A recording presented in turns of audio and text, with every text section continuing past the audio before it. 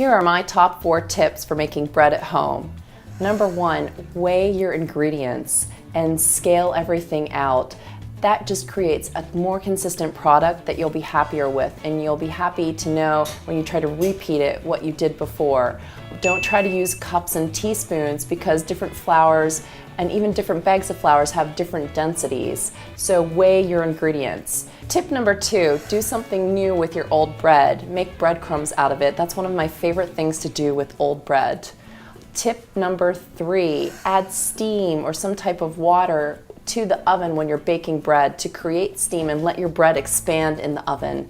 And tip number 4 is don't be afraid to retard your dough in the refrigerator overnight. It adds incredible flavor and it just enhances the fermentation so much. So after you're done mixing and fermenting, instead of going right into shaping, stick your dough in the refrigerator and let it sit overnight. It could even sit for up to 24 hours until you get to it, and then take it out and shape it, and I promise that it will be a really much more flavorful loaf of bread.